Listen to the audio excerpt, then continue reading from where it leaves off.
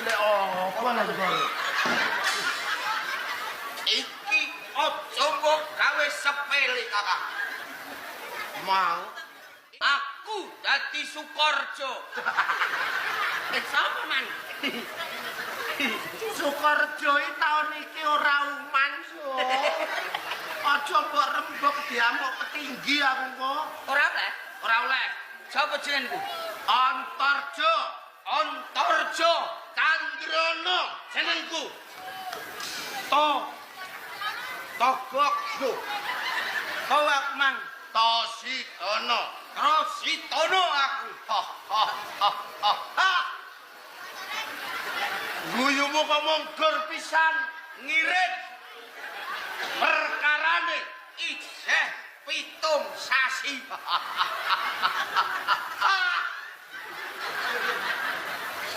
Adi Tositono. Celak-celuk ae terus ya napa wong iki kene iso celuki ae aku mun rasakno. Ing dina iki aku arep kandha kelak. Lek apa lagi kok? Iki aja mbok gawe sepele, Kakang. Mau Iki jenenge pusaka Senggol Modot. alah yo ketoprak aja ana ngono barang iki lho. Lho iki gak ra ya ketoprak liyane genek jenenge Tosidono duwe ngenekan. Sing enek ya ning iki dijalui panitia ya perkara iki kok. Nek ra ya aja ngisin-ngisini. Lah kenapa, Kakang? Malah persis kaya nggonmu. Aku ra iso mbayangno nek nggonmu dawane semono.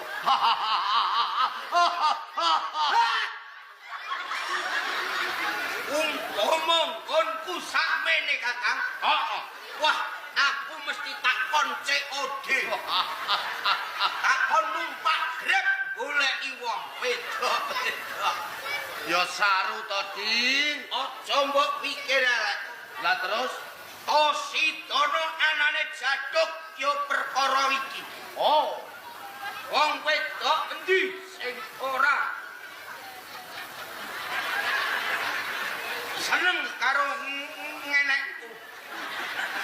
Mergo ngenekku iso gawe penak yo iso gawe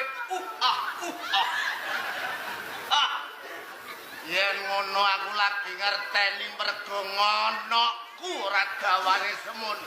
Oi, hei, aku ning kene kowe omongan karo sapa? Iki lho, Bang.